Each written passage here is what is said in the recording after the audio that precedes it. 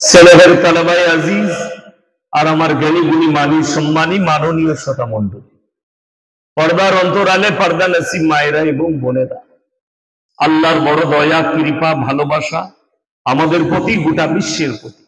সবাই আল্লাহ শুকর আদায় করে হৃদয় থেকে বলি আলহামদুলিল্লাহ। তারপরে পরে বিশ্ব নবী জনাবে মুহাম্মদুর রাসূলুল্লাহ, সকলে বলুন সাল্লাল্লাহু আলাইহি ওয়াসাল্লাম, তিনার প্রতি শতকোটি দরুদ বর্ষিত, বলুন আমিন সুম্মা আমিন। সবাই একবার দরুদে ইব্রাহিম পাঠ করি, আল্লাহুম্মা সাল্লি আলা মুহাম্মাদিন ওয়া আলা আলি মুহাম্মাদ কামা সাল্লাইতা আলা ইব্রাহিম ওয়া আলা আলি ইব্রাহিম ইন্নাকা হামিদুম মাজিদ। আল্লাহুম্মা বারিক আলা মুহাম্মাদিন ওয়া আলা আলি মুহাম্মাদ কামা বারাকতা আলা ইব্রাহিম ওয়া আলা আলি ইব্রাহিম ইন্নাকা হামিদুম মাজিদ। গুটি কয়েক কথা আলোচনা করব, আমরা সকলে আমল করব, বলুন ইনশাআল্লাহ। লাইভ চলছে নাকি? এই লাইভ চালাচ্ছ কেউ? আব্দুল্লাহ দেখে নাও, কেউ যেন লাইভ না চালায়। আইন সবারই জন্য এক। আজকের যে জলসা সেটা হচ্ছে সরকারি আইন ভঙ্গ করা জলসা।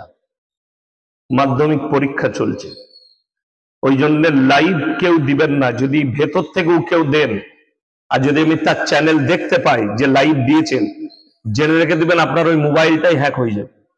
সে লোকও আমার কাছে আছে। হ্যাঁ, এমনি আমাকে অনেকজন নজরে রেখেছে, গাল খাওয়া বক্তা আমি।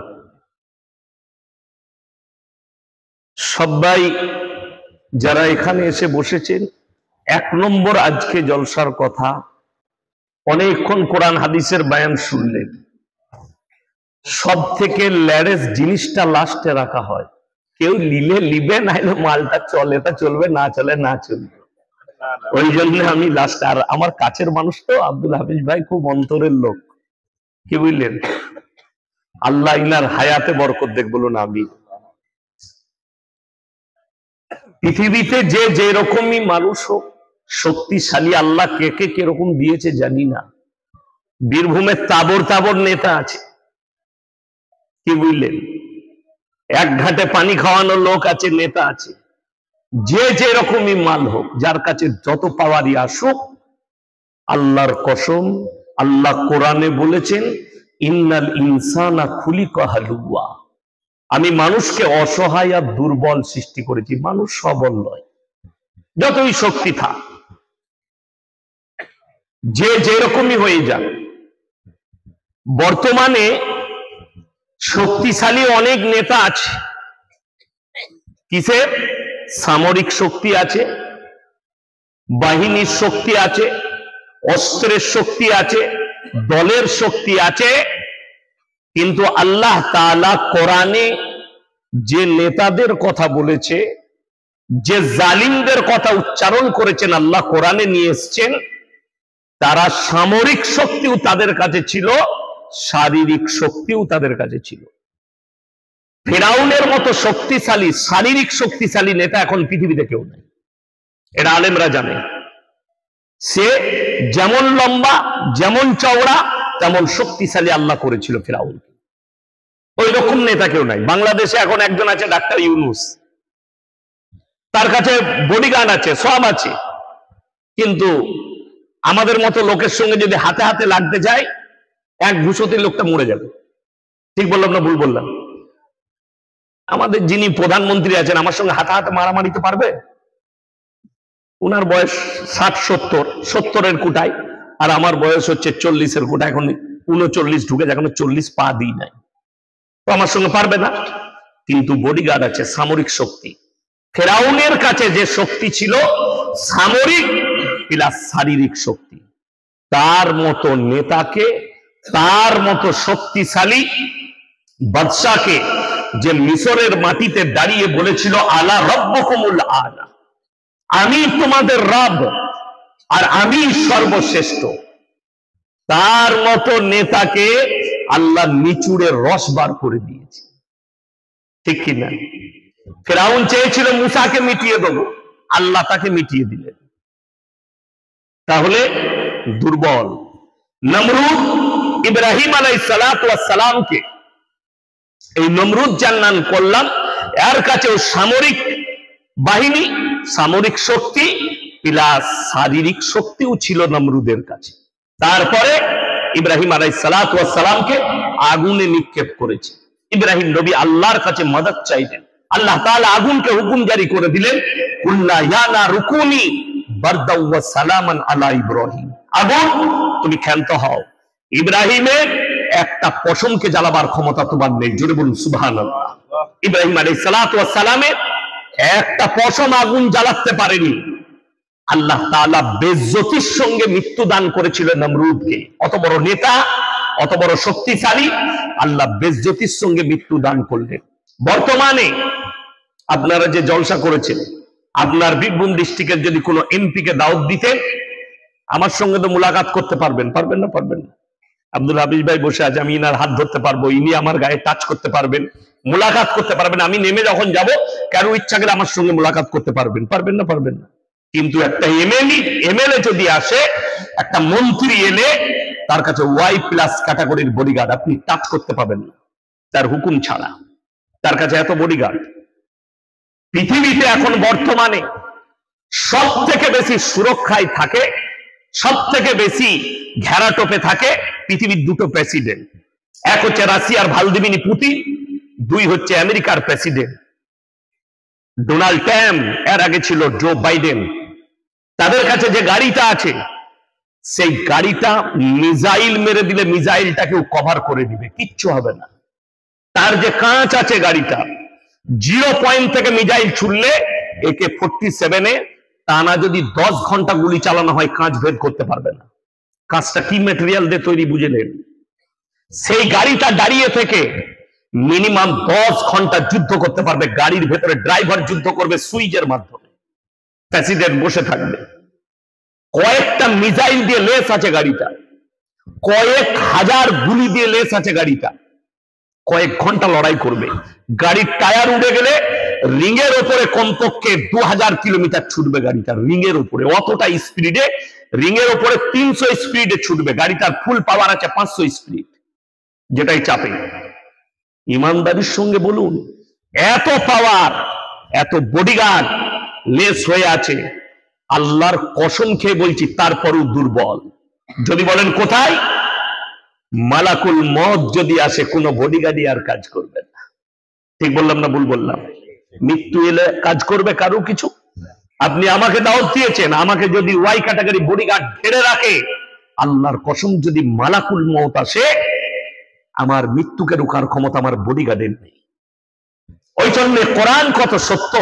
আল্লাহ তাআলা মানুষকে বলেছেন, তোমরা দুর্বল আমার কাছে, ইন্নাল ইনসানা খুলিকা হালুয়া, আমি মানুষকে অসহায় আর দুর্বল করেছি। বর্তমানে যার নাম সুপার পাওয়ার, তার নাম আমেরিকা।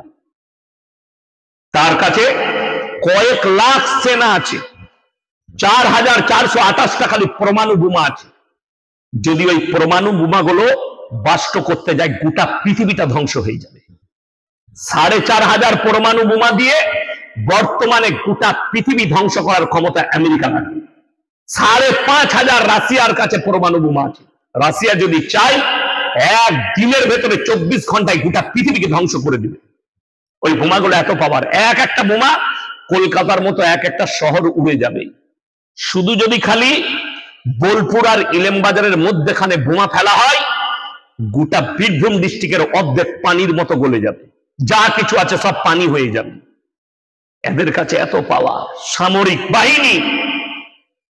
ডোনাল্ড ট্রাম্প যেদিনে ভোটে জিতেছে, বক্তব্য দিতে গিয়ে বলেছে মিডিয়ার সামনে, আমি যেদিনে শপথ গ্রহণ করব, শপথ গ্রহণের পরেই ফিলিস্তিন আর গাজাকে জাহান্নাম তৈরি করব। আল্লাহ তার শপথের আগে জাহান্নামের নাজারা কি হয়, ক্যালিফোর্নিয়ার জঙ্গলে আগুন ধরিয়ে আল্লাহর কুদরতি বালা এলো, শুধু সেখানেই সীমিত থাকেনি, গোটা লস অ্যাঞ্জেলেস শহরটাকে গিলে ফেলেছে। সেখানে এমন একটা বাড়িতে আগুন লেগেছে, গোটা ভারতবর্ষে একটাই বাড়ি আছে। অত দামি বাড়ি গোটা ভারতে একটাই আছে, বাংলাদেশে নাই, পাকিস্তানে নেই। অত দামি বাড়ি ভারতে আছে। কার? মুম্বাইয়ে মুকেশ আম্বানির বাড়িটার খরচ হচ্ছে 15,500 কোটি টাকা। কত বললাম? 15,500 কোটি খরচ হয়েছে।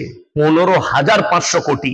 আর লস অ্যাঞ্জেলেস শহরে যে বাড়িটা গলে নেমেছে আগুন দিয়ে আল্লাহর কুদরতি বালায়, সেই বাড়িটার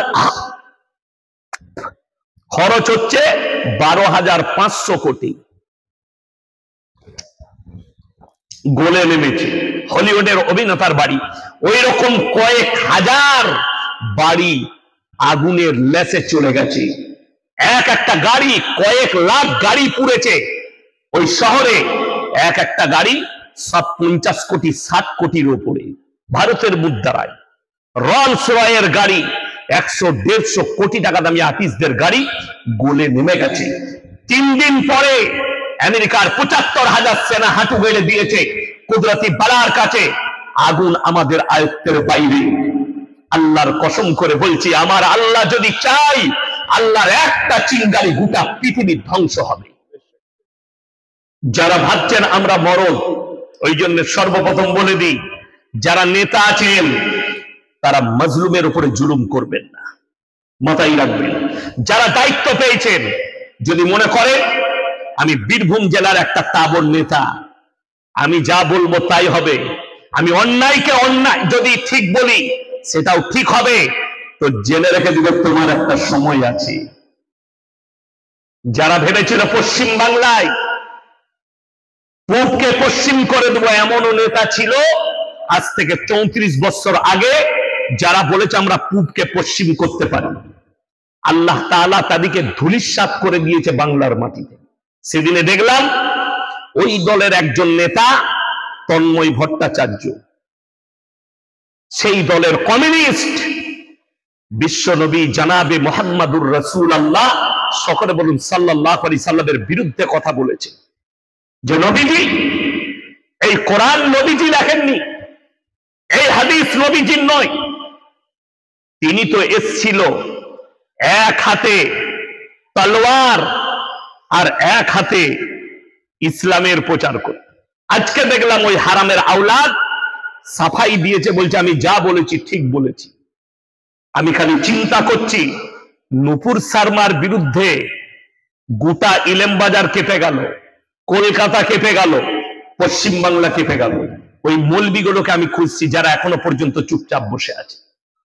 এই হারামের আওলাদের বিরুদ্ধে অ্যাকশন লিয়া দরকার মুসলমানদের। এ জানেই না। আমি চ্যালেঞ্জ ছুড়লাম তন্ময় ভট্টাচার্যকে, যদি তোমাকে তোমার বাপ জন্ম দিয়া থাকে, আশা করি কমিউনিস্ট হলে ও হারামের আওলাদ হবেই হবে, তার মানে নাস্তিক। যদি তোমার বাপ জন্ম দিয়া থাকে, তুমি ডেট করো, জায়গা করো, ফিক্স করো, আমরা মৌলবীরা বসবো, বেশি লয়, আমরা 3টে মৌলবী বসবো, আর তোমার যতগুলো নাস্তিক বাপের বেটা আছে বস করাও। যদি ন্যান্ত করে গোবর আর মুত খাইয়ে না ছাড়ি, তাই ইনশাল্লাহ বক্তব্য করা ছেড়ে দেবো। গোবর আর মুত পান করিয়ে ছাড়বো। কেন? এই মালগুলো বেশিরভাগ গোবর করার মুত করি হয়।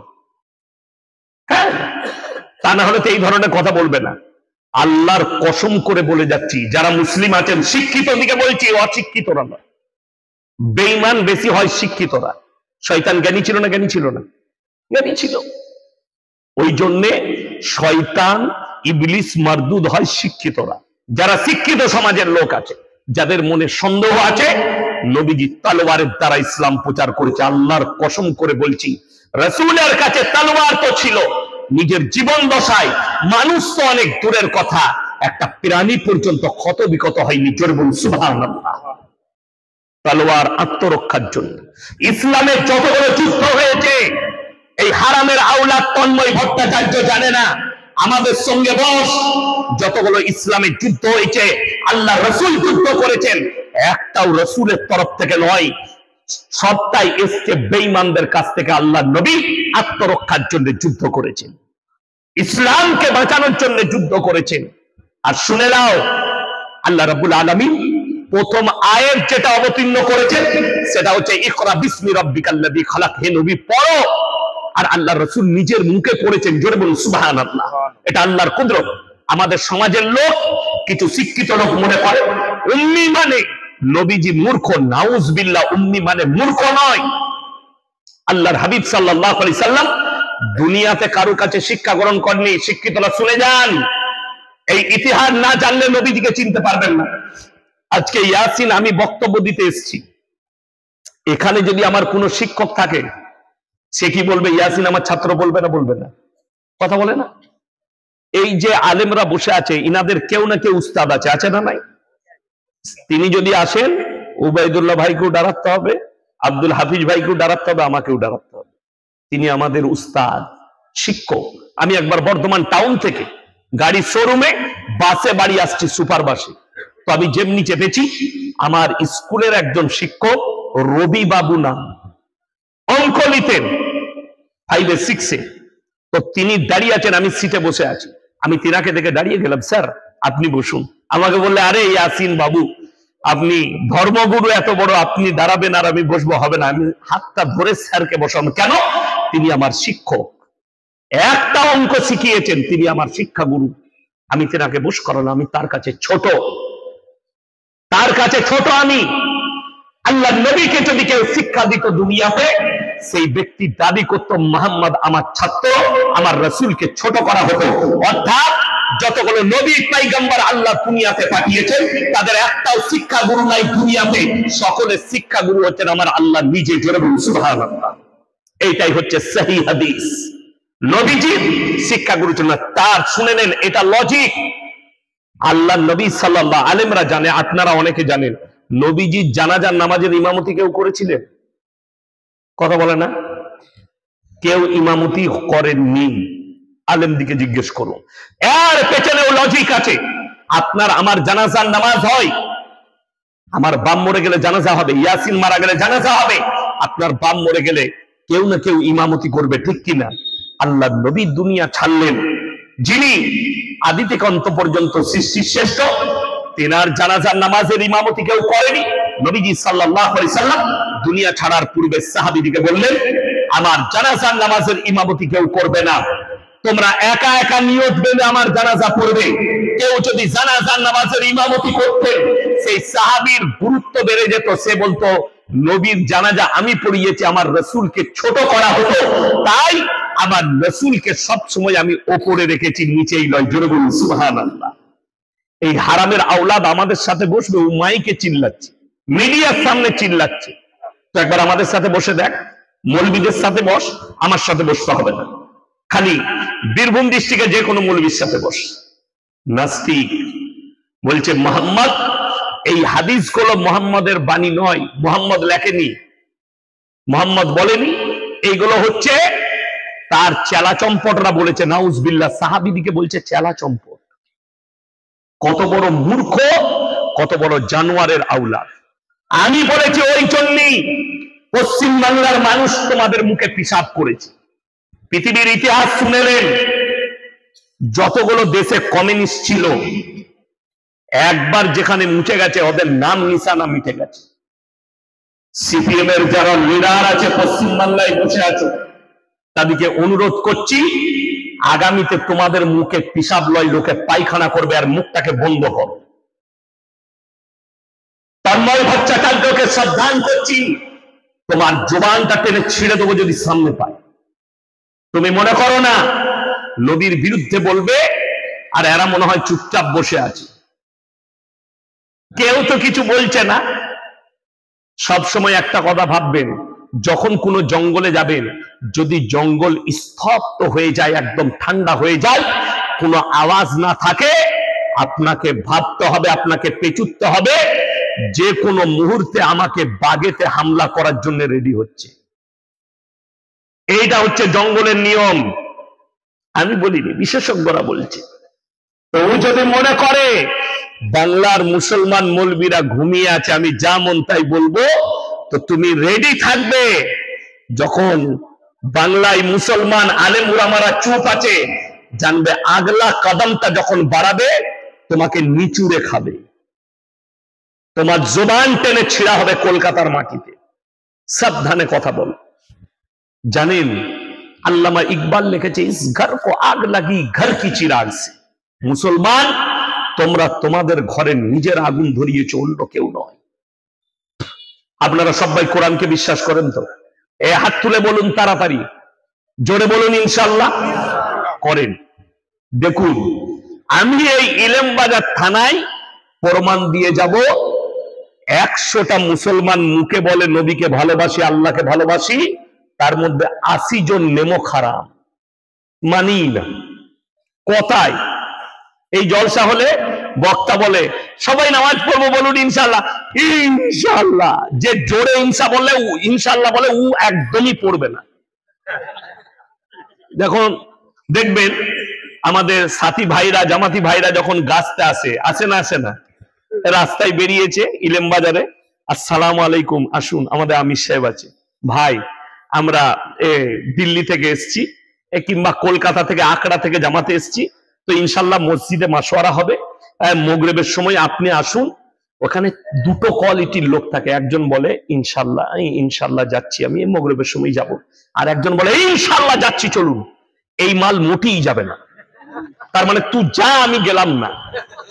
হ্যাঁ, এই ইনশাল্লাহটা হচ্ছে ওইটা। এরকম দুটো ইনশাল্লাহ লোক, এই জলসাতেও এরকম দুটো কোয়ালিটির লোক থাকে।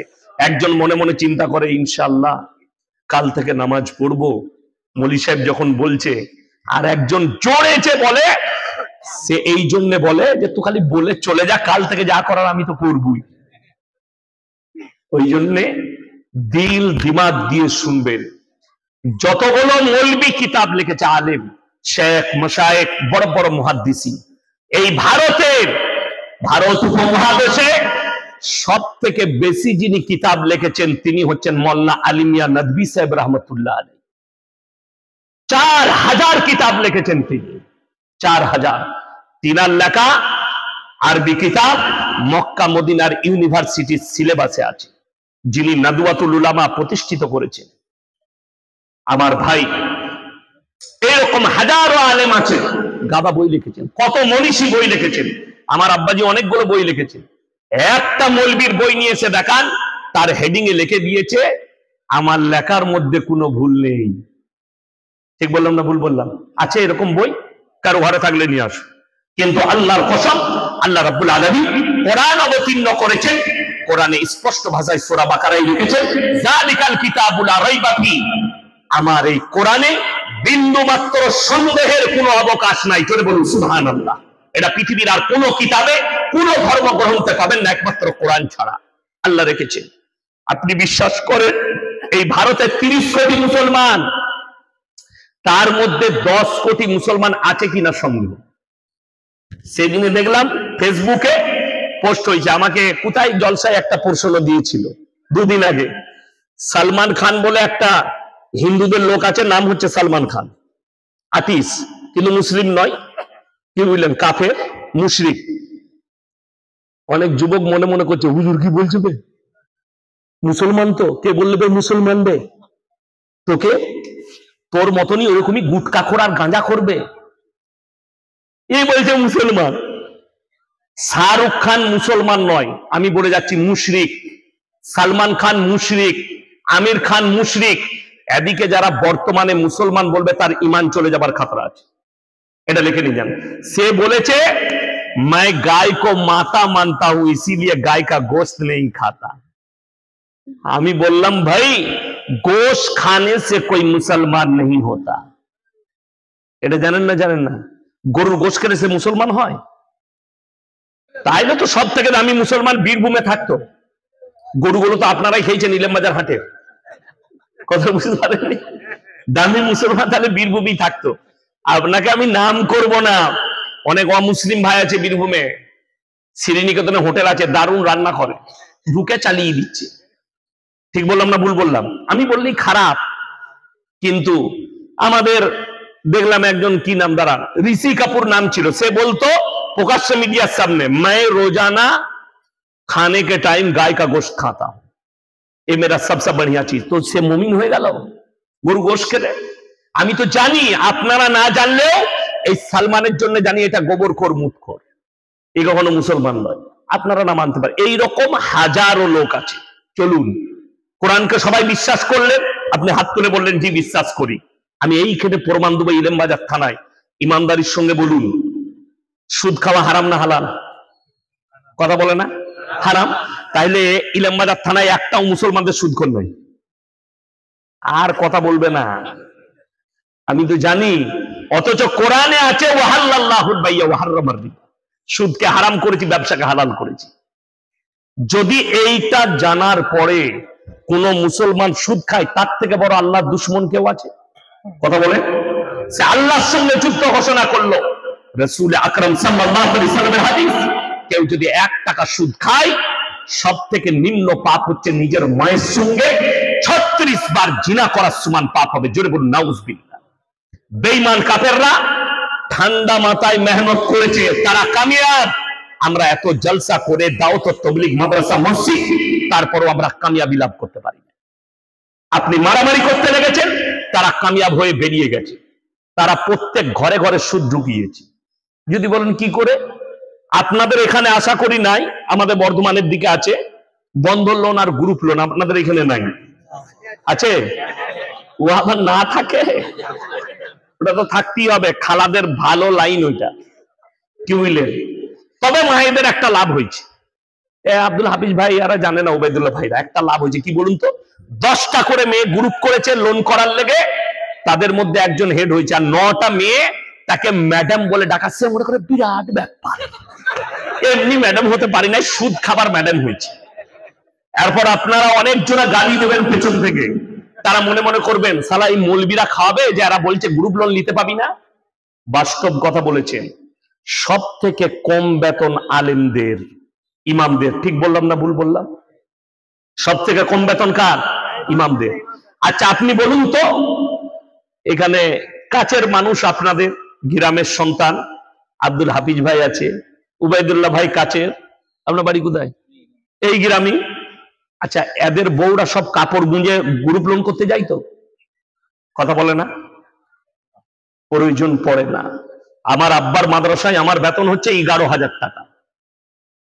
আমি চ্যালেঞ্জ ছুড়ে বলে গেলাম, গলসি আপনার কাছে, পানাগড় আপনার কাছে, পানাগড় থেকে 17 কিলোমিটার আমার বাড়ি। সবাই মোবাইলে যেমন আপনারা চিনেন, আমাকে সবাই চিনে। বর্ধমান টাউন থেকে গলসি বাজার পর্যন্ত একটা দোকানে যদি বলতে পারে ইয়াসিন সাহেবের স্ত্রী বোরকা পরে এসে একটা রুমাল কিনেছে, আমি আর সমাজের বুকে কোনোদিন কথা বলবো না। এটা আল্লাহর কসম খেয়ে এই জমিনে বলে গেলাম, চ্যালেঞ্জ এটা। আপনি প্রমাণ করে দিতে পারলে আমি সেই দিন থেকে সমাজের বুকে স্টেজে উঠবো না, আমি তালাক দিয়ে দেবো এই সমাজকে। আর আমি মাইকের সামনে আসবো না, এই মিডিয়ার সামনে আসবো না, আমি লুকিয়ে যাব, মাদ্রাসায় পড়াবো, ব্যবসা করে খাবো। চ্যালেঞ্জ দিলাম। অথচ বড় কষ্ট লাগে যদি বলেন ইমামের বরকত কি করে। রাসূল আকরাম সাল্লাল্লাহু আলাইহি সাল্লামের হাদিস, আল্লাহর রাস্তায় দিনের পথে যারা থাকবে, আল্লাহ মৃত্যুকাল পর্যন্ত ইজ্জতের রুজি দান করবেন। জোরে বলুন সুবহানাল্লাহ। একটা ইমাম 6,000 বেতন পায়, আর আপনি খালি এইখান থেকে জালালনগর থেকে ইলেমবাজার টোটো চালাচ্ছেন, সারা দিনে 700 টাকা রোজগার করছেন, 3-7 21,000। তারপরও আপনার বউকে বরকত নেই, রাস্তায় বার করেছেন গ্রুপ লোন নিয়ে। তার মানে জানতে হবে, তোমার কাছে দিন না থাকার কারণে, আল্লাহ রাস্তায় না থাকার কারণে তোমার টাকার মধ্যে বরকত নাই। অবাক লাগে, মুসলমান সুদকে কি করে হালাল করে নিল। আপনারা বলুন মদ হারাম না হালাল? কথা বলে না? হারাম, স্পর্শ করা হারাম। আর আপনাকে দেখিয়ে দেবো, এই ইলামবাজার থানায় মুসলমান হারামখোর মদও খাচ্ছে, মদ বিক্রিও করছে। চলুন আপনি হাই রোডের উপরে হোটেলে, আপনাকে দেখিয়ে দেবো। ঠিক বললাম না ভুল বললাম? আপনি চাপুন ইলামবাজার থেকে সিউড়ির দিকে, আমি কয়েকটা হোটেল মুসলিমদের দেখিয়ে দেবো, হারামখোর রাতের বেলায় চোখ লাল করে বসে আছে, মানে 1 বোতল চালাইছে আর 15 বোতল বেচছে। হ্যাঁ, এইটা কত কষ্টের, আপনি অবাক হবেন। এই রোডে চাপুন, এটা 34 নম্বর জাতীয় সড়কে গিয়ে পড়ছে, এটা হচ্ছে 60 নম্বর জাতীয় সড়ক 60, পানাগড় টু মুরগিরাম। এই রোডে চাপবেন, আপনি চলে যান মুরগিরামে উঠে, ডাইনে ভেঙে যাবেন, বাঁয়ে মালদা, ডাইনে বহরমপুর। আপনি ওখান থেকে 17 কিলোমিটার যাবেন, পলসন্ডার মোড়। ওই মোড়ের কাছে একটা হোটেল আছে, পাপ্পুদা ধাবা, হিন্দুদের পাঞ্জাবিদের হোটেল, মাথায় পাগড়ি, মুখে দাড়ি। হোটেলে 3টে বোর্ড লাগানো আছে, 3টেই মুসলমানদের ইমান বাঁচানো। নাম্বার 1, মদ বিক্রি নিষেধ। নাম্বার 2, মদ পান করা নিষেধ। নাম্বার 3, নো স্মোকিং, ধূমপান নিষেধ। তারা জানে আমরা যেখানটাই ব্যবসা করছি 70% মুসলমান, অর্থাৎ মুসলমানের জন্য মদ স্পর্শ করা হারাম, যার কারণে আমাদের মদ বিক্রি চলবে না। তার হোটেলে ভিড়। আমি রাত্রে দাঁড়াই, কালকেই রাত্রে আমি জলসা করব ডোমকলে, তারপরের জলসা আমার একবারই কিষানগঞ্জের কাছে। আমি রাত্রেই মালদা চলে যাব, ওর হোটেলে দাঁড়িয়ে আমি কফি খাই, চা খাই। জানেন আলেমদিকে কত শ্রদ্ধা করে, একটা দাড়িওয়ালা মুসলিমকে কতটা শ্রদ্ধা করে। কাগজের গিলাসে জল দেয়, ভাঁড়েতে চা দেয়। কি বলে জানেন? अरे आप लोग मौलवी लोग तो बड़ा पवित्र होते हैं, आप लोग हराम नहीं खाते, हराम खाने वाले के झूठा भी नहीं खाते। तो আপনার ধর্মের প্রতি কতটা রিসপেক্ট আছে তার, অথচ আপনি মুসলিম, আপনি জানেন হারাম, তারপরেও হারাম খাচ্ছেন। আমার বন্ধুগণ, আমার ভাই, আমি অনুরোধ করে বলে যাচ্ছি, হারামটাকে ত্যাগ করুন, হালাল ধরুন। এই আলেম দিকে আল্লাহ ইজ্জত এমনি দেয়নি। আমরা ব্যবসা করতে পারি না, এই মসজিদের ইমামরা ব্যবসা করতে পারে না, কিন্তু তোমার মতো চিটিংবাজি করতে পারবে না বলে ব্যবসা করে না। আপনি আপনাদের ইলম বাজারে হাট আছে, এক একটা পাইকারকে দেখবেন এত বড় আল্লাহর ওলি, কি বুঝলেন, বলে গরুটা 28,000 টাকা দাম। না গো, ওটা 22-এ হবে না। হারামখোর সে কঞ্চিটা নিয়ে গেছে, কঞ্চি করে মসজিদ রেখে দিয়ে বলছে মসজিদে দাঁড়িয়ে বলছি। কত বড় হারামখোর, মিথ্যাবাদী। হ্যাঁ, আমাদের খেতুরে হাটে দেখেছি। ঠিক বললাম না ভুল বললাম? আরে আমি নিজে ইলম বাজার হাটে এইছি, কুরবানির সময় দেখেছি যে এক মালকে আমাকে বলছে মৌলভী সাহেব মসজিদ আছে, কসম করে বলছে কিনেছি 18-তে, আর তার পাশের মালটা বলছে ও 15-ই কিনেছে। একদম ঝাড়া কাঁচা মিছে কথা, কি বুঝলেন? দিয়ে বলছে আমার ব্যবসায় বরকত হচ্ছে না, 40টা গরু বিক্রি করলাম কুরবানিতে। মৌলভী সাহেব তারপর মিথ্যা কথা বললে ব্যবসায় বরকত কোথায় পাবে? কষ্টর বিষয়, আপনি হারাম হালাল চিনেননি, তার মারাত্মক কারণ আপনার কাছে দ্বীনি শিক্ষা নেই। বেঈমান কাফেররা দ্বীনি শিক্ষা না থাকার কারণে বর্তমানে যে পরিস্থিতি এসছে, প্রত্যেকটা গ্রামে প্রত্যেকটা মসজিদে একটা মক্তব চালু করা দরকার। প্রত্যেকটা মসজিদে আপনার ছেলে স্কুলে যাবে তো যাবে, সে যেন এসে বিকাল বেলায় মক্তবটা যায়, সে যেন সকাল বেলায় ফজরের পরে মক্তব যায়। সেই মক্তব চালু রাখলে আপনার ছেলে হারাম হালাল চিনবে। এতগুলো মৌলবি বয়ান করলেন, আমার আগে পর্যন্ত মুমতাজ ভাই পর্যন্ত। আচ্ছা, কেউ বলেছে যে ছেলেকে শুধু মাদ্রাসায় পড়িয়ে মৌলবি করো, ডাক্তার করা যাবে না, মাস্টার করা যাবে না, উকিল করা যাবে না, রেজিস্ট্রার করা যাবে না, আইপিএস করা যাবে না? কেউ বলেছে? কেউ বলতে পারবে না। আপনার ছেলে ডাক্তার হবে, মাস্টার হবে, প্রফেসর হবে, ইঞ্জিনিয়ার হবে, আইপিএস হবে, নেতা হবে, মন্ত্রী হবে। আল্লাহর কসম খেয়ে বলে যাচ্ছি, যদি তার কাছে দিন না থাকে আমার আল্লাহর কাছে কোনো মূল্য নাই। যদি দিন না থাকে আল্লাহর কাছে কোনো মূল্য পাবে না। আপনি সন্তানকে শিক্ষা দিতে পেরেছেন, দিন দিতে পারেননি, যার কারণে হারাম হালালের বিচার নাই। পাথরের গাড়ি চালায়। মুসলমানের অবস্থা বলে দিই, এরকম হারাম হালাল বুঝেছে। বীরভূমের অনেক ছেলে ডাম্পার চালায়, চালায় না? চালাই না। পাথরের গাড়ি চালিয়ে গিয়ে পাথর খালি করবে কোথায়? বর্ধমানে, নাহলে ডানকুনিতে।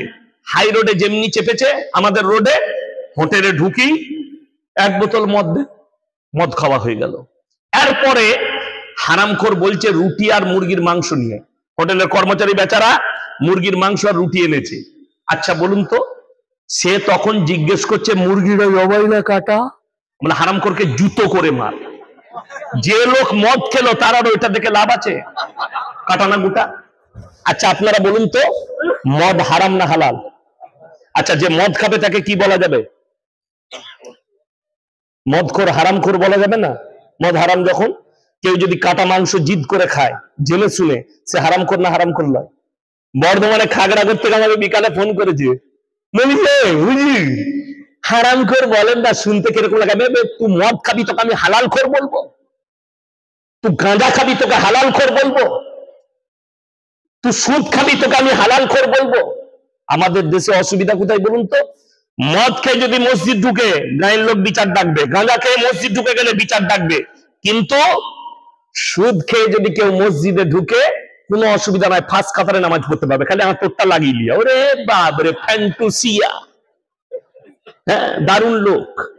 আবার ওদের যদি ওই সুদ খেয়ে টাকা হয়ে যায়, সে আবার তখন বড় বড় ফতোয়া দেয়, দিয়ে সে চিন্তা করে যারা আমাকে মতওয়াল্লি করে দেয়। হ্যাঁ, মতওয়াল্লি হবার জন্য কতজন লাপাই জানে। আর আমি বলে যাচ্ছি, গ্রামে যদি আলেম থাকে তাকে মসজিদের মতওয়াল্লি সেক্রেটারি করুন, সেই হচ্ছে উপযুক্ত। তার টাকা থাক আর না থাক, সে আলেম। আমাদের পুরসা মসজিদের সেক্রেটারি কে? খোঁজ নিয়ে আসবেন। কে? মোহাম্মদ শওকত আলী মাজাহির। সে হচ্ছে মসজিদের কি কথা বলে না, সেক্রেটারি। আপনাদের মসজিদের সেক্রেটারি কে? বড় মসজিদে হাসছেন আপনারা এতগুলো আলেম থাকতে। হ্যাঁ, আমি বললি খারাপ। আমি কেন বলছি? আমার চাকরি যাবার ভয় নাই। চাকরি যাবার ভয় আছে আমার? আমাকে তাড়াতে পারবেন? আমাকে যদি বলে হুজুর এসব বক্তব্য দেবেন, গাড়ি রেডি হয়ে আছে, নামবো, পালিয়ে যাবো, পয়সা ফেক, তামাশা দে, আবার যেখানে আসবো এইটাই বলবো। তুই নিতে পারিস তা নিবি, না নিবি না। পরিষ্কার কথা। এ তো ভাগ্য ভালো, আব্দুল হাফিজ ভাইয়ের নেক নিয়ত, ওই জন্য ডেট পেয়ে গেছে। ডেট খালি নাই, বাস্তব কথা বলছি, ডেট খালি নাই, নেক নিয়ত, আর অনেক দিন আগে ডেট বুক করেছেন। আমার ভাই, আপনাকে অনুরোধ করে বলে যাচ্ছি, আপনার সন্তানকে দ্বীনি শিক্ষা দেন, যাতে করে সে যেন হারাম হালাল বুঝতে পারে। আজকে এতগুলো আলেম দোয়া করবে, আমি যতই দোয়া করি, আমি চ্যালেঞ্জ ছুড়ে বলে গেলাম, দোয়া কবুলিয়াতের জন্য শর্ত হচ্ছে হালাল খাবার। আপনাকে হালাল খাবার খেতে হবে, নারী হোক কিংবা পুরুষ হোক, হালাল খাবার। আপনি বোলপুরে যদি রেস্টুরেন্টে যান, আপনাকে জিজ্ঞেস করতে হবে না দাদা মুরগিটা জবাই না কাটা, কথা বলে না, জিজ্ঞেস করতে হবে। সকালবেলায় উঠে আপনার ঘরে জলসা শুনতে কুটুম এসছে, বিয়ায় এসছে, বিয়ান এসছে, তো বললে কালকে থেকে যাও বিয়ায়। সকালবেলায় গেছে ইলম বাজারে মুরগির মাংস কিনবে, রাতের বেলায় জলসা শুনেছি ইয়াসিন ভাই বলে গেছে 1 কিলো ভালো মাংস দিয়ে জবাই করা। কিনছেন জবাই করা মাংস, টাকাটা আবার সুদের টাকা, সেই একই মালটারি। কত বোঝাতে পারলাম? হ্যাঁ, এই যে বায়ানটা করলাম, মুমতাজ ভাই তো আল্লাহর রহমতে হাদিস কোরআন থেকে নরম ভাবে বলে গেল। এই যে সুদের বায়ান করছি, সকালবেলায় খালি ইলেম বাজার থেকে আপনার এলাকার চায়ের দোকানগুলো দেখবেন, কোন মাল কটা গাল দিবে? সুদখোর মাল কটা। ওকে আবার দাউদ দেবে বাজে মলবি, ওই মাল কটা গাল দিবা। তোরা গাল দিলে সুদ কখনো হালাল হবে না। ঠিক বললাম না ভুল বললাম? আমাকে গাল দিলে সুদ হালাল হবে? আমাকে গাল দিলে মদ হালাল হবে? কখনোই হবে না। মৌলবীকে তুমি গালি দাও, আমি এই বীরভূম ডিস্ট্রিক্টের কথা বলছি, জায়গার নাম করব না। ইমাম সাহেব জুম্মার দিনে সুদের বায়ান করেছে, রাতের বেলায় কে ইমামকে হুমকি দিয়েছে রাত 12টার পরে, এরপর যদি কোনোদিন বায়ান করেছেন আপনাকে মার্ডার করব। বীরভূম ডিস্ট্রিক্ট, আমি জায়গার নাম করব না, তারা ধরে ফেলবে মাল আমাদিকেই বলেছে। কিন্তু তারা যদি শুনে, তোমরা শোনো, তোমাদেরকে সাবধান করলাম, তুমি মৌলবীকে হুমকি দিতে পারবে, আল্লাহর কসম কোরআনের আয়াত তুমি কাটতে পারবে না, রাসূলের হাদিস তুমি কাটতে পারবে না। তুমি কবরে যাও, তুমি বুঝতে পারবে তুমি কত বড় হারাম পদক্ষেপ নিয়েছো। আপনারা বলুন, লটারির টিকিট হারাম না হালাল? আমি ইলম বাজারে দেখাবো, মুসলমান লটারি বিক্রিও করছে, লটারি কাটছে। ঠিক বললাম না ভুল বললাম? ইলম বাজারে দেখিয়ে দেবো আমি, মুসলমান নিজে লটারি বিক্রি করছে, কাউন্টার খুলে। তাকে জিজ্ঞেস করুন হালাল কোথা থেকে ফতোয়া পেলে। এই মৌলবীরা কেউ হালাল দিয়েছে ফতোয়া? যদি লটারির টিকিট কাটা হালাল হতো, এই ইমামরা তোমরা যা বেতন দাও, আমরা প্রত্যেকদিন একটা করে কাটতাম, 1 কোটি পড়ে গেলেই বাস কিস্তিমাত। কথাটা বুঝতে পারেননি? হারাম বলি তো আমরা ওই জায়গায় যেতে পারি না, ওই জায়গায় দাঁড়াতে পারি না। আর তুমি ওটাকে হালাল করে নিয়েছো নিজের জন্য, কত কষ্টের বিষয়। আর বেঈমান কাফেররা এটাই চেয়েছে, তারা কামিয়াবি লাভ হয়েছে। আপনি মুসলমান আজকে হারাম জিনিসগুলোকে হালাল করেছে, যার কারণ কেন? তার কারণ হচ্ছে না দ্বীনি শিক্ষা আছে, না তুমি আলেমদের টাচে আছো। তুমি যদি আমল করছো, এখন মানুষ আমল কোথায় করছে? হাদিস কোরআন কোথায় দেখছে? মোবাইলে। মোবাইলে হাদিস কোরআন দেখলে ফেরে পড়ে যাবে। আমি এক্ষুনি শুয়ে শুয়ে মসজিদে দেখছিলাম, একজন লিখেছে আল্লাহ নবী বলেছেন বইয়ের ঠোঁটের নিচে কিস করলে বরকত হয়। বরকত, এ হাদিস কোথায় পেলে? আবার লিখেছে হাদিস। আমি তাকে কমেন্টে লিখলাম, ওই মূর্খ, হাদিসটা পেলি কোথায় বে বলুন? এরপর মানুষ এইটার উপরে আমল করবে যে না, তাহলে নামাজ ফামাজ কিচ্ছু পড়া লাগবে না, খালি দিন রাত বইয়ের ঠোঁটের নিচে কিস খাবে, বরকত পাবো। আমার ঝামেলা শেষ আছে। এই মৌলবীগুলো খেপে যাবে যে আল্লাহ আমরা জীবনে এই হাদিস পড়ি নাই, বিবিকে ভালোবাসলে, স্বামী স্ত্রীর মহব্বত থাকলে সেই বাড়িতে বরকত আছে, রাসূলের হাদিস আছে। কিন্তু স্ত্রীর ঠোঁটের নিচে কিস খেলে বরকত ফেসবুকে। আপনি যদি ফেসবুকের আমল করেন তা আপনি বিপদে পড়বেন। হাজারো বেঈমান কাফেররা নবীজির নাম নিয়ে মিথ্যাচার করছে। মিথ্যাচার, এত বড় মিথ্যাচার, আপনি অবাক হবেন। অথচ আপনার গ্রামে আলেম আছে, আপনার বাড়িতে আলেম আছে, আপনার মসজিদে ইমাম আছে, আপনি তার কাছ থেকে হাদিস জানলেন না, তার কাছ থেকে ইসলাম বুঝলেন না, দ্বীন বুঝলেন না। শুনেলেন কিয়ামতের আলামত বুখারী শরীফের হাদিস, মানুষ যখন মূর্খর কাছ থেকে ইলম নিবে আর আলেমরা বসে থাকবে, আল্লাহ তাআলা ইলমের থেকে আগে আলেম দিকে তুলে নেবেন, বড় আলেম দিকে দুনিয়া থেকে তুলবেন। তার সূচনা শুরু হয়ে গেছে, বড় বড় আলেমরা দুনিয়া থেকে চলে যাচ্ছেন। ঠিক বললাম না? তার কারণ হচ্ছে মূর্খর কাছ থেকে ইলম নিবে, মূর্খর কাছ থেকে। আমি মুর্শিদাবাদে একটা জলসায় ছিলাম, একজন মূর্খকে প্রধান বক্তা করেছে যে মাদ্রাসার মুখ দেখেনি, একটা হাদিসের ইবারত করতে পারবে না, কোরআনের আয়াত করতে পারে না, তাকে করেছে প্রধান বক্তা, আর আলেমরা সব হচ্ছে নিচেই। আমি স্টেজে চেপে বললাম এটা কিয়ামতের আলামত, আর কিয়ামতের আলামত তোমাদের জলসা থেকে সূচনা হয়েছে। আল্লাহ তাআলা যখন আলেমদের বেইজ্জতি হবে নবীজি বলেছেন। এবং আপনি যদি বলেন আলেম কারা, কোরআনকে জিজ্ঞেস করুন, ইন্নামা ইয়াখশাল্লাহা মিন ইবাদিহিল উলামা। আমার নবী আর পয়গম্বরের পরে যারা সবথেকে বেশি রীতিমতো আমাকে ভয় করে তারা হচ্ছে উলামা সম্প্রদায়। আপনি শবে বরাতের রাতে আমাদের দেশের গুটকাখোররা ফজর পর্যন্ত নামাজ পড়েছে, কত পড়লিবে বলে 82 রাকাত, আর আমাদের হুজুর ঘুমাচ্ছিল ইমাম সাহেব। ইমাম সাহেব তোর মতো নামাজি লয়, তোর মতো নামাজি ইমাম সাহেব লয়। এই দেখবেন আমাদের দেশে 27 রমজান খালারা এত নামাজ পড়ে কিন্তু একটাও নামাজ কবুল হয় না। আচ্ছা, ঘুমিয়ে নামাজ কবুল হবে? আল্লাহ আলহামদুলিল্লাহ, এই নামাজ কবুল হবে? এই নামাজ তো আমরা মৌলবীরা পড়ি না, আলেমরা পড়ে না। আমরা কি নামাজ পড়ি? জান্দার নামাজ। আল্লাহু আকবার। আলহামদুলিল্লাহি রাব্বিল আলামিন আর রহমানির রহিম মালিকি ইয়াউমিদ্দিন ইয়্যাকা না'বুদু ওয়া ইয়্যাকা নাস্তাঈন।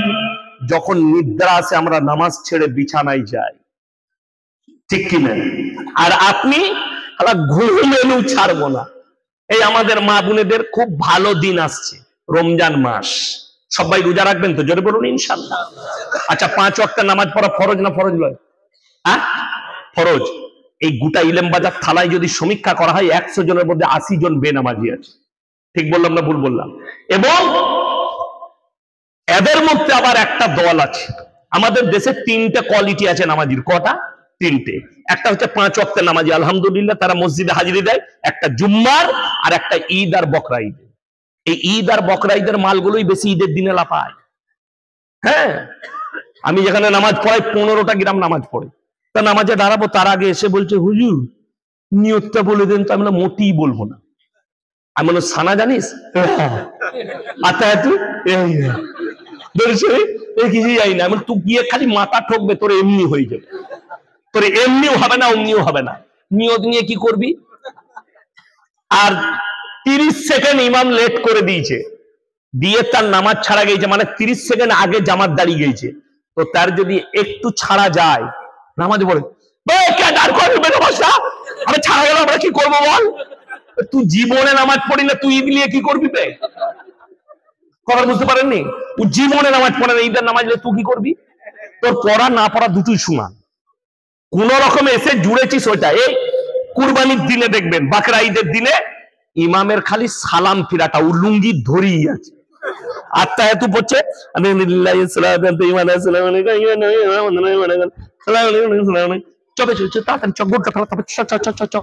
ওইখান থেকে লুঙ্গি গুটুতে গুটুতে হারাম করে আসছে। দোয়া নাই, কিচ্ছু নাই, দরুদ নাই। হ্যাঁ, এর নামাজটা কত ভালো হবে বলুন? এই এরা কি করবে আমাদের দেশে? সেই দিনে দেখলাম আমার গ্রামে আমার আব্বাজি রেগে গেছিল। নামাজ পড়ে বেরিয়েছি, জোহরের পরে জানাজার নামাজ, বেরিয়ে দেখছি 3 কাতার আউলিয়া দাঁড়িয়ে আছে, তারা ফরজ নামাজ পড়ে না। তার মানে নামাজিরা পেছনে আর বেনামাজিরা আগে। এই মৌলবীরাও জানে, বহু জায়গায় ঘটনা ঘটে। বেরিয়ে দেখছে যারা 5 ওয়াক্তের নামাজি তারা পেছনের কাতারে, আর 3 কাতার 4 কাতার হারামখোর দাঁড়িয়ে আছে, ইচ্ছাকৃতভাবে নামাজ পড়েন, দাঁড়িয়ে আছে, বড় গুনাহ। উজু করে মসজিদের বাইরে দাঁড়িয়ে আছে, নামাজ পড়বে না। শুনেলেন, চায়ের দোকানে অনেক লোক ফুটানি করে, নামাজ না পড়তে পারি, গ্রামে আমি ভালো লোক বলে না, এরকম মাল নাই? শুনেলেন, ইচ্ছাকৃতভাবে যারা নামাজ কাজা করে এবং তারা বলে নামাজ রোজা না করতে পারি, আমরাই ভালো লোক, তারা কান খুলে শুনে নাও, কিয়ামতের দিনে দুটো রাস্তা, একটাই জান্নাতীরা প্রবেশ করবে, একটাই জাহান্নামীরা। আল্লাহ তাআলা কোরআনে বললেন, জান্নাতি যারা হবে তারা জাহান্নামীদেরকে দাঁড় করাবে কি বলে? ফি জান্নাতি ইয়াতাসাআলুনা লিল মুজরিমিনা মা সালাকাকুম ফি সাকার। তোমরা কেন জাহান্নামে যাচ্ছ? তোমরা বলতে আমরা ভালো লোক, আমরা ভদ্র লোক, নামাজ না পড়তে পারি, রোজা না রাখতে পারি, আজকে কেন তোমরা জাহান্নামে যাচ্ছ?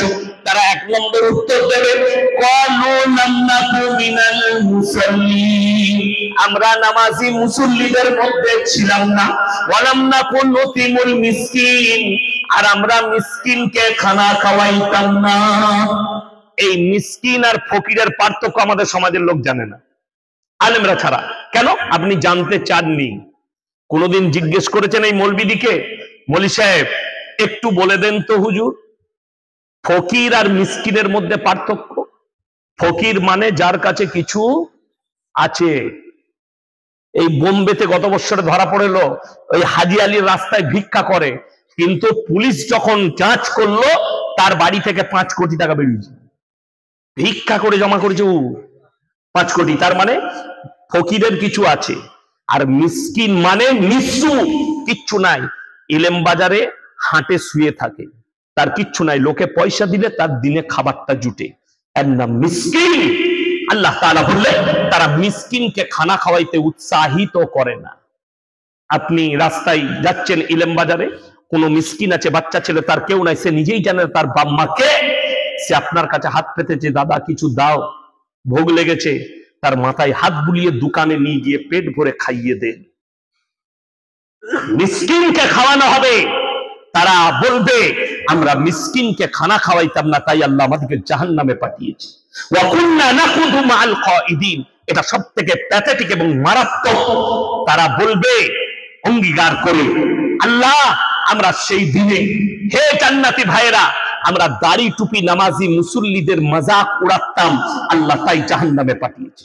আপনি নামাজ পড়তে পারেন না, আল্লাহর কাছে কাঁদবেন, আল্লাহ নামাজই করো, কিন্তু দাড়ি টুপিওয়ালাদের মজাক কেউ উড়াবেন না। জোরে বলুন ইনশাআল্লাহ। যারা বেনামাজি তারা নিয়ত করে নামাজ পড়ব। আমাদের মায়েদের সমস্যা কি? জীবনে কোরআন পড়ে না, খালি রোজার মাসে পড়বে। ঠিক বললাম না ভুল বললাম? আচ্ছা, কাঁচা পিতলের জিনিস জানেন? আচ্ছা, ব্যবহার করলে চকচক করে না ভরে রাখলে? কথা বলেন। ব্যবহার করলে চকচক করে। কোরআন এমন এক মুকাদ্দাস কিতাব, এই আলেমদিকে জিজ্ঞেস করো, কোরআন যে যত বেশি পড়বে আস্তে আস্তে আল্লাহ তার দিলেতে গেঁথে দিবে। অনেক মানুষ আছে যার সূরা ইয়াসিন মুখস্থ হয়ে গেছে, মুসল্লি, সূরা কাহাফ মুখস্থ হয়ে গেছে, পড়তে পড়তে সূরা রহমান মুখস্থ হয়ে গেছে। কেন? যত পড়বে আস্তে আস্তে আল্লাহ দিলে গেঁথে দিবে। খালা জীবনে কোরআন পড়ে না, ও পয়লা রমজান মাথা ধুইয়ে গোসল করে সকালবেলায় দুপুরে রান্না করে এরপর কোরআন পড়তে বসেছে, আলহামদুলিল্লাহ বুঝে কটা। আর আমাদের দেশে জান্নাত খুব সহজ, পুরো রমজান মাস কোরআন পড়লো, 27শে রমজান হাফেজ সাহেবদের বাজার লাইকে, হাফেজ সাহেবরাও চিন্তায় পড়ে যায়, আমরা ইমামরা, যে আল্লাহ দোয়াটা কি করে করব। কেন বলুন তো? আমার বাপের নামে 1 খতম 20 টাকা দোয়া করে দিবে, গোটা গায়ের মেয়েরা দিচ্ছে, এরপর 500 মেয়ে দোয়া করতে দিলে হাফেজ সাহেবকে পাইকিরি দোয়া করতে হবে না? হবে না? রব্বানা আতিনা ফিদ দুনিয়া হাসানাতাম ওয়া ফিল আখিরাতি হাসানাতাম, আল্লাহ যতজন টাকা দিয়েছে দোয়াকে কবুল করে নেন, হয়ে গেল, যা চলবে। কত দুঃখ, আপনি কোরআন পড়েছেন, আপনি নিজে দোয়া করতে পারেন না, হাফেজ সাহেবের উপরে ভরসা। কষ্টটা ওই জায়গায়। কোরআনটা শুধু রমজান মাসে পড়ার জন্য নয়, কোরআনটা মানুষ মারা গেলে খতম করার জন্য নয়, কোরআনকে অবতীর্ণ করা হয়েছে আজকে মুসলমান ইসলামটা বুঝেনি। আজকে একটা অমুসলিম ছেলে ফোন করেছিল, ইসলাম তার মানে বলুন, তার বাড়ি আপনার এই পানাগড় না বর্ধমানের মধ্যেখানে, আমি জিজ্ঞেস করলাম, সকালে ফোন করবো, আমি গাড়িতে যাচ্ছি, তাকে বললাম, তাকে এতটুকু বললাম, মাথা থেকে পা পর্যন্ত পরিপূর্ণ একটা জীবন ব্যবস্থার নাম ইসলাম। কথা বুঝে এসছে? মুসলমান হযরত আদম আলাইহিস সালাতু ওয়াস সালাম সনাতনী ছিল না মুসলমান ছিল? কথা বলে না? মুসলমান যতগুলো নবী পয়গম্বর সবাই মুসলমান, কিন্তু আল্লাহ তাআলা আখরি নবী জনাবে মুহাম্মদুর রাসূলুল্লাহ সকলে বলুন সাল্লাল্লাহু আলাইহি সাল্লামের কাছে এসে দ্বীনকে পরিপূর্ণ করলেন এবং কোরআনে বললেন ইন্নাল্লাহা ইনদাহু আলাল ইসলাম। পৃথিবীতে যতগুলো ধর্ম আছে একটাই আল্লাহর কাছে মাননীয় ধর্ম, সেটার নাম হচ্ছে ইসলাম। আর ইসলাম মানে হচ্ছে পরিপূর্ণ জীবন ব্যবস্থা, যে জীবন ব্যবস্থা রাসূল আকরাম সাল্লাল্লাহু আলাইহি সাল্লামের আখলাক চরিত্র কোরআন এবং হাদিসের দ্বারা পরিচালিত। আপনি ভাববেন না ইসলাম আপনার ঘরের চাইবে, আপনি মন মতো চালাবেন। বেঈমান কাফেররা ঠান্ডা মাথায় মেহনত করেছে, আমরা নাকাম হয়ে গেলাম। আখরি জামানায় রাসূল আকরাম সাল্লাল্লাহু আলাইহি সাল্লামের হাদিস, আখরি জামানায় বর্বরতার যুগের পাপগুলো মডেলিং হয়ে ফিরে আসবে, যেটা রুখতে পারা যাবে না। পৃথিবীর শ্রেষ্ঠ মুফতি যিনি, তিনার নাম বর্তমানে মুফতি তাকি উসমানী, পাকিস্তান। 2 মাস আগে একটা বড় কনফারেন্স হয়েছিল পাকিস্তানের মাটিতে, বিভিন্ন দেশের স্কলাররা ছিলেন সেখানে। তিনি বক্তব্য রাখতে গিয়ে চোখের পানি ফেলিয়ে বললেন, ভাই पूरे आलम में क़यामत से पहले पूरे दुनिया में हराम औलादों से भर जाएंगे, इसे रोक नहीं सकते। दुनिया का कोई मौलवी, कोई तबलीग वाला, कोई मदरसा वाला इसे रोक नहीं सकते, क्योंकि ये मेहनत तो बड़ी आज से 100 साल पहले शुरू कर दिया। किसने? काफिरों ने, मुशरिकों ने और यहूदी नसारों ने बहुत पहले शुरू कर दिया, और उन लोग कामयाबी हासिल की, हम कामयाबी हासिल नहीं कर पाए। হিন্দুস্তানের মাটিতে পরকীয়াকে লিগ্যাল করে দেওয়া হয়েছে, সুপ্রিম কোর্ট রায় দিয়েছে, পরকীয়া লিগ্যাল। ভারতের সুপ্রিম কোর্ট রায় দিয়েছে সমকামী হিন্দুস্তানের মাটিতে লিগ্যাল। আমাদের হাজার কত মুসলিম ছেলে, ভারতবর্ষের ছেলে মেয়ে, তারা সমকামীতে লিপ্ত হয়েছে। তার কারণ তাদের মা বাবা। আজকে যারা বসে আছেন, যাদের সন্তানরা বালিগ হয়ে গেছে, 12 বছর পেরিয়ে গেছে, 18 হয়ে গেছে, 20 হয়ে গেছে, 25 হয়ে গেছে, নামাজ পড়ে না, তার মা বাপ তাদেরকে নামাজের জন্য তাকিদ করে না, সেই ছেলেটা একা জাহান্নামে যাবে না, অপরাধী হবে না, তার মা বাবাও অপরাধী হবে। ছেলে একদিন টিউশন কামাই করলে মা তাকে বেত্রাঘাত করে, ছেলে মেয়ে যদি একদিন টিউশন না যায় মা তার উপরে অত্যাচার করে যে তোমাকে ভাত দেবো না, টাকা দিয়ে টিউশন দেখেছি। কিন্তু মেয়ের বয়স 18 হলো, একদিনও তুমি নামাজের দাওয়াত দাওনি, তোমার মতো মা রেডি হও, তোমার জন্য জাহান্নামটাই যথেষ্ট হবে। তোমার মেয়ে তোমাকে জাহান্নামে নিয়ে যাবে, তোমার সন্তান তোমাকে জাহান্নামে নিয়ে যাবে। তুমি নামাজের তাকিদ করতে পারলেন না। মুসলমান দাবি করছে হারামখোর, অথচ নামাজ পড়ে না। মুসলমান দাবি করছে, অথচ আলেমদের বিরোধিতা করে, কোরআনের বিরোধিতা করে। আপনি তাকে মুসলমান কি করে ভাবলেন? আমি চ্যালেঞ্জ ছুড়ে বলে গেলাম, যারা কোরআনের বিরোধিতা করবে, যারা রাসূলের বিরোধিতা করবে, যারা আল্লাহর বিরোধিতা করবে, তারা কখনো মুসলমান হতে পারে না। তারা মুশরিক, তারা বেঈমান, তারা কাফের। সে যদিও মুসলিম ঘরে জন্ম নেয়, মুসলমান ঘরে বসবাস করে, তারপরেও তাকে মুসলমান বলা যাবে না। এটা লিখে নিয়ে যান। বেঈমান কাফেররা কত ঠান্ডা মাথায় কাজ করেছে বলে দিই। তারা নাম রেখেছে ভ্যালেন্টাইন ডে, 14 ফেব্রুয়ারি, কাজ হচ্ছে জিনা করা। আমরা বলিনি, মিডিয়ারা বলছে কলকাতায় একদিনে 26,000 খালি নিরোধ বিক্রি হয়েছে কন্ডম জিনা করার জন্য। আপনি বোলপুর টাউনে মেডিকেল যেগুলো আছে, মেডিকেল স্টোর, তাদের কাছে সমীক্ষা করুন যে তোমার কত প্যাকেট নিরোধ বিক্রি হয়েছে, ওরা বলে দিতে পারবে। কতগুলো, কয়েক হাজার নিরোধ বোলপুরের স্টোর গুলোয় বিক্রি হয়েছে, কয়েক হাজার নিরোধ বর্তমান টাউনের স্টোর গুলোয় বিক্রি হয়েছে। এরা নাম রেখেছে ভ্যালেন্টাইন ডে, 14 ফেব্রুয়ারি, কাজ হচ্ছে জিনা করা। এরা নাম রেখেছে রোজ ডে, কাজ হচ্ছে জিনা করা। এরা নাম রেখেছে চকলেট ডে, কাজ হচ্ছে জিনা করা। আজকে কত দুঃখ লাগে, আপনি আপনার ধর্ম ওপরে সচেতন হলেন না। বোলপুরে প্রান্তিকে সব থেকে বেশি দামি রং খেলাটা হয়, হোলিটা হয় প্রান্তিকে, এবং সেখানে যদি 5,000 ছেলে মেয়ে থাকে, 2,000 খালি মুসলিমদের স্টুডেন্ট থাকে ছেলে মেয়ে। এটা আমি চ্যালেঞ্জ ছুড়ে বললাম। আমার জানা আছে বর্ধমান থেকে কারা আসে, কোন গ্রাম থেকে কোন মেয়ে যায়। আজকেই আমাকে একজন ফোন করেছিল, আপনার গলসি থানায় বাড়ি? জি। আপনি আপনার গলসি থানার ব্যাপারে বলুন। আপনার থানায় মুসলিমদের মেয়ে টিকটক করছে শরীফ দেখিয়ে। আমি বললাম এটার জন্য দায়ী আমি নয়। কথাটা ঠিক কিনা? আমি কি বক্তব্য শুধু আমার থানার লোকের জন্য? কথা বলে না। আজকে যে কথাগুলো বলছি আপনাদের জন্য শুধু নয়, গোটা মুসলিম উম্মার জন্য বলছি, গোটা মুসলিম জাতির জন্য বলছি। এই বোলপুরে মুসলিমদের ছেলেমেয়েরা সেখানে হোলি খেলতে যায়, জেনে রেখে দিবেন যে বাপ মারা যাবার অনুমতি দিচ্ছেন। আপনার ছেলে একা মুশরিক নয়, আপনিও মুশরিক হবেন, আপনিও মুশরিক। আমি আপনাকে অনুরোধ করে বলে যাচ্ছি, সন্তানকে বাঁচান বেঈমান কাফিরের হাত থেকে। আপনি আপনার ধর্মটাকে সচেতন হন। আমার 1 লাখের বেশি জলসা ছুটছে, এতগুলো মৌলবি বয়ান করলেন, কেউ কারুর দেবদেবীকে গালি দিল? কথা বলেন, কথা বলেন।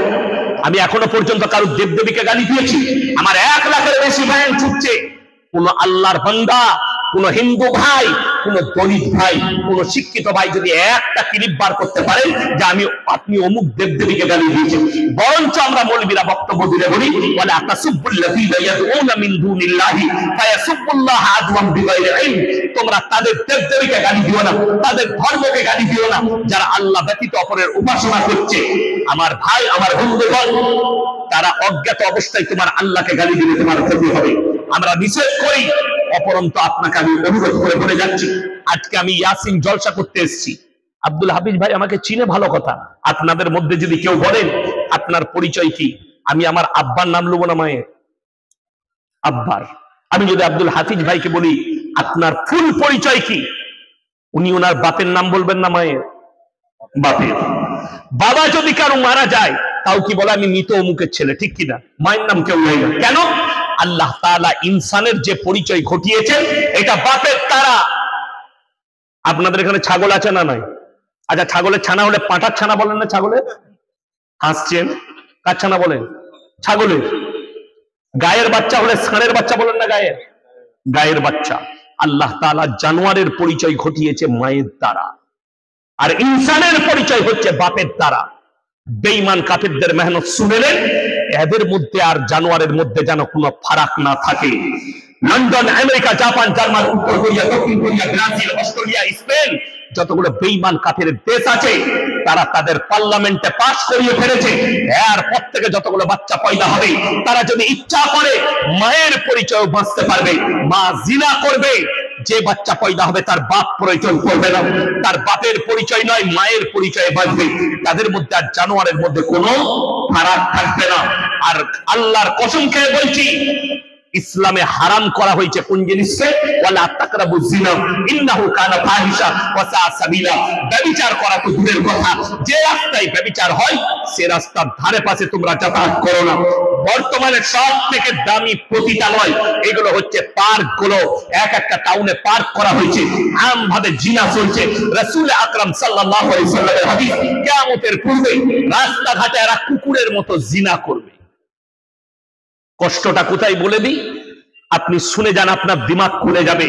আমরা যে দেশটায় বাস করছি তাদের পরিকল্পনা, মুসলমানদের যেটুকু ঈমান বেঁচে আছে এই মৌলবীদের কারণে বেঁচে আছে, এই মাদ্রাসা মসজিদের জন্য বেঁচে আছে। এইগুলোকে গুঁড়িয়ে দাও, এদের ঈমানকে আরো তাড়াতাড়ি ধ্বংস করা যাবে। জলসা বন্ধ করে দাও, ঈমান ধ্বংস হয়ে যাবে তাড়াতাড়ি। এটা কাদের প্ল্যান? বেঈমান কাফের মুশরিকদের। তা না হলে বলে দিই, মুসলমানদের মেয়ে হিজাব পরে বোরকা পরে স্কুলে গেলে, কলেজে গেলে তাকে কেস লড়তে হয় কোর্টে গিয়ে। আমি ভারতের সুপ্রিম কোর্টের কাছে জানতে চাই, ভারতের কোর্টগুলোর কাছে জানতে চাই, যারা জজ সাহেব বসে আছে হিন্দুস্তানের মাটিতে কুম্ভ মেলায় অমুসলিম ভাইদের অনেক ন্যাংটো সাধু ঘুরে বেড়াচ্ছে, তাদের কাছে লোকে আশীর্বাদ দিচ্ছে। ঠিক বললাম না ভুল বললাম? যাই হোক, তিনারা তিনাদের ধর্ম পালন করছেন, আমি জানি না, আমি কুর্তি করছি না, কিন্তু কষ্টটা কোথায় জানেন? একটা ধর্মের মানুষ ন্যাংটো হয়ে সাধু সেজে ঘুরবে, সে তার ধর্ম পালন করছে, কিন্তু একটা মুসলিমদের মেয়ে নিজের শরীরকে ঢাকলে তাকে কোর্টে কেস লড়তে হবে। দুঃখটা এই জায়গায়। সুযোগ কে দিয়েছে? আপনি দিয়েছেন। আপনাকে যদি জিজ্ঞেস করি, ইলামবাজার টাউনে আপনি যদি সকালবেলায় যান, আর আপনার বাচ্চার লোক চকলেট কিনতে চান, চকলেটটা যদি কাগজ থেকে বার করে 1 টাকা দামি চকলেট প্লেটে করে কেউ বিক্রি করে, সেই চকলেট কিনবেন? কথা বলে না, চকলেট আপনি কিনবেন না। কেন? এতে মাছি বসেছে আর ময়লা পড়েছে, আপনি ওই চকলেট কিনবেন না। ওই চকলেটটা খুলে বিক্রি করার কারণে আপনার ইজ্জত নষ্ট হয়ে গেল। একটা 1 টাকা দামি চকলেটের ইজ্জত আপনার কাছে আছে, কিন্তু আপনার বিটির ইজ্জত আপনার কাছে নেই, আপনার বিবির ইজ্জত আপনার কাছে নেই, আপনার মায়ের ইজ্জত আপনার কাছে নেই। ইলেম বাজারে কেউ যদি কলাগুলো ছিঁড়ে বিক্রি করে, সেই কলাগুলো আপনি কিনবেন? কেন কিনবেন না? তার কারণ একটাই, মাছি বসেছে, ধুলো পড়েছে, এটার দ্বারা ক্ষতি হতে পারে, তার ইজ্জত নষ্ট হয়ে গেল কলা ছিঁড়লে। আর তোমার মা বেপর্দা ভাবে ঘুরবে, তোমার বিটি বেপর্দা ভাবে ঘুরবে। বেঈমান কাফেরদের মেহনত তো এইটাই। রাসূল আকরাম সাল্লাল্লাহু আলাইহি সাল্লাম বললেন, তোমরা পুরুষরা টাকনুর উপরে কাপড় পরবে। বেঈমান কাফেররা যতগুলো প্যান্ট তৈরি করেছে সব টাকনুর নিচে। ঠিক বললাম না ভুল বললাম? কিন্তু জানে ইলম বাজারে প্যান্ট হচ্ছে টাকনুর নিচে, একদম এইখানে ঝুলে আছে।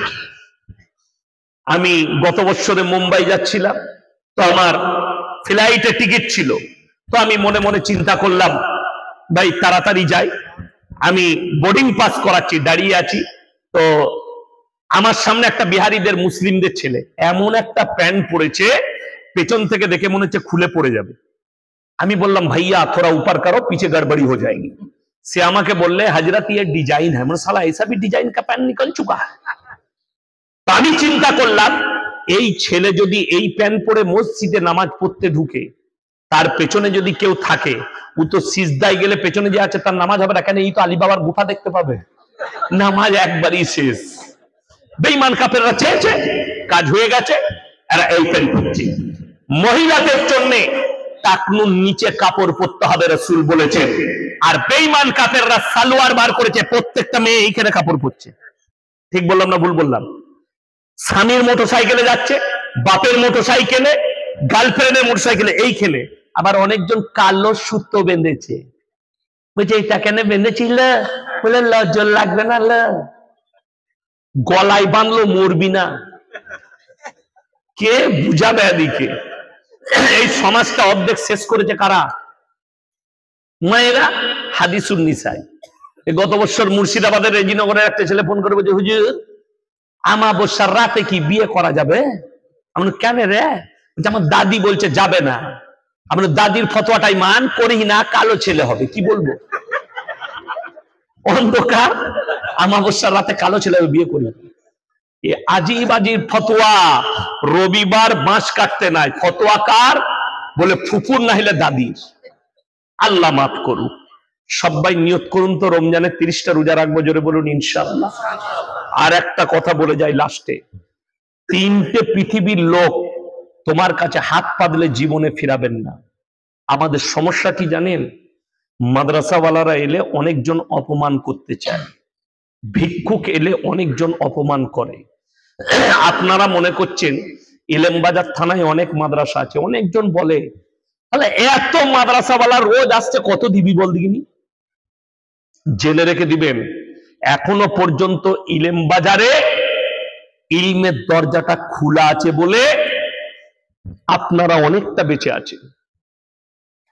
আমার বর্ধমান টাউনে গেলে বুঝতে পারবেন, আপনি কলকাতা টাউনে গেলে বুঝতে পারবেন যে কি বর্বরতা চলছে। এই আলেমরা এলাকায় গ্রামে গ্রামে আলেম হাফেজ আছে বলে অনেকটা বেঁচে আছে। আরো মাদ্রাসা পারলে করুন, পাড়ায় পাড়ায় মক্তব করুন, ছেলেদের ইমানকে বাঁচানোর জন্য, মেয়েদের।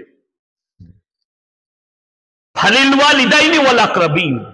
তোমার কাছের গরিব যদি হাত পাতে, তার হাতকে জীবনে ফিরাবে না। সকলে জোরে বলুন ইনশাআল্লাহ। 1 টাকা যদি দান করতে পারেন, আপনি মনে মনে আল্লাহর কাছে কাঁদবেন, মসজিদে গিয়ে নামাজ পড়ে বলবেন, আল্লাহ গো তুমি আমাকে দেনেওয়ালা বানিয়েছো, আমাকে হাত পাতনেওয়ালা বানাও। আপনি যার হাতে দিচ্ছেন তার দিকে তাকিয়ে ভাববেন, ব্যক্তিটা আমি, দেনেওয়ালা ওই ব্যক্তি। আপনার চোখ দিয়ে পানি আসবে। কেন? যাকে দেখছেন ওই হালতে, আমার আল্লাহ চাইলে পৃথিবীর শক্তিশালী ব্যক্তিকেও হাত পাতাতে পারে। পারে না? পারে না? যদি যাদের মনে হচ্ছে হবে না, তাদেরকে একটা দলিল দিয়ে যাচ্ছি। বাংলাদেশের প্রধানমন্ত্রী লাইভে এসে কাঁদছে, আমাকে ফাঁসি দিয়ে দাও। যে লোকটা আয়না ঘরে হাজার হাজার লোকের জানকে কতল করে দিয়েছে, সেই লোককে আল্লাহ রাস্তায় নিয়ে এসছে। ওয়াল ইয়াতামা ওয়াল মাসাকিন, এতিম আর মিসকিন যদি হাত পাতে তার হাতকে জীবনে ফিরিও না। ওয়াবনাস সাবিলি ওয়ালা তুবাদ্দিত তাবদীরা, আর মুসাফির যদি তোমার গ্রামে আসে তার ইজ্জত করো। আল্লাহ এই তিনজনের দোয়াকে কবুল করে নেয়, জোরে বলুন সুবহানাল্লাহ। মুসাফির এসছে, কোথা থেকে এসছেন? মাদ্রাসা থেকে, অমুক মাদ্রাসা থেকে। আচ্ছা ভাই থাকুন আমার বাড়িতে শরবত খাবো। আমাদের দোষ কি বলুন তো? যদি দেখে মসজিদে 10টা মুসাফির আছে, ইফতারি লাগবে, ও আর আসরে নামাজ পড়তে আসবে না। জোরে যদি দেখে নেয় 10 জন আছে, বউকে বলবে মশলাটা দে তো। বলে হ্যাঁ তুমি মসজিদ যাবে না? না না 10টা মৌলবি আছে, কাকে ইফতারি করাবো, এখনই আমাকে ইমাম সাহেব বলবে একজনকে করাও, ওই জন্য যাবই না। সে কত নেকি পাবে বুঝতে পারছেন? আরে ভাই, আপনি একটা খেজুর আর একটা কলা দিয়ে ইফতারি করবেন, 1 গ্লাস শরবত দিয়ে, আপনার মেহমানও সেটাই খাবে, আপনি 70 গুণ নেকি পাবেন, 70 গুণ নেকি পাবেন। আমার ভাই, আপনাদেরকে অনুরোধ করে বলছি, এই রমজান মাসে ইচ্ছাকৃতভাবে কেউ রোজা ছাড়বেন না, জোরে বলুন ইনশাআল্লাহ। আমাদের দেশের কিছু লোকের রোগ আছে, এরপর আমি শেষ করব, সময় হয়ে এসছে, শেষ করে দিই নাকি? না না, আমার টাইম শেষ হয়ে আসছে। হ্যাঁ হ্যাঁ হোক, তুই জেনারেটর মাল জুড়ে দিয়েছি, চলেই যা,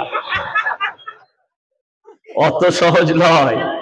আমাকে পয়নে একটা বলেছে, একটা বাজতে চললো, কালকে অনেক দূরে জলসা আছে। যাই হোক, আমি বলি রমজান মাস এলে আমাদের অনেক লোকের রোগ বেরোয়, পেটে বাজে, নাহলে পেটে পাথর হয়। আমার একটা ফুফুইতো ভাই হয় সম্পর্কে আমার গ্রামে, একদিন রোজার আগে, এই বছর আগের বছরে এসে বলছে, মামা আমার না ডাক্তারে নিষেধ করেছে, পেটে পাথর হয়েছে, রোজা রাখা যাবে না। আমরা মোটেই রাখি না, কিন্তু শোন লাইন আছে। এই যে গ্রামটা এলাম, একটাই রাস্তা না, আরো আছে রাস্তা আছে। আল্লাহ তাআলা আরো রাস্তা রেখেছে, একটা গ্রামে ঢোকার জন্য যেমন অনেকগুলো রাস্তা থাকে, আল্লাহ তাআলা রাস্তা রেখেছেন।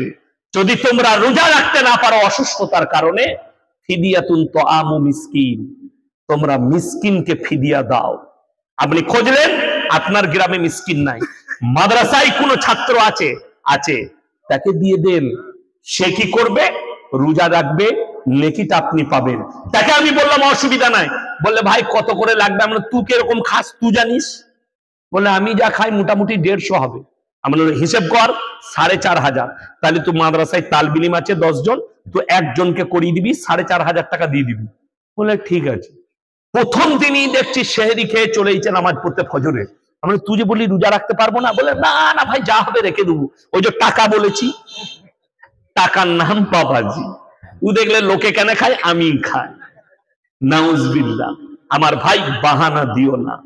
আমি গত বছরের বলছি, পেপারে একটা ফটো উঠেছিল, মানে আনন্দবাজার ছেপেছিল না বর্তমান, যে বর্তমানে হাই রোডের গায়ে ফাগুপুরের কাছে পার্কিং এ একজন ইউপি ড্রাইভার, সে গাড়ির ওপরে মগরবের নামাজ পড়ছে ইফতারি করে। আর আমাদের দেশের ছেলেরা বলে আমি ডাম্পার চালাই বলে রোজা রাখতে পারি না। এটা মিথ্যা কথা এবং বাহানা। এই ধরনের কাজ করবেন না। কষ্ট হলেও রোজাটা রাখুন।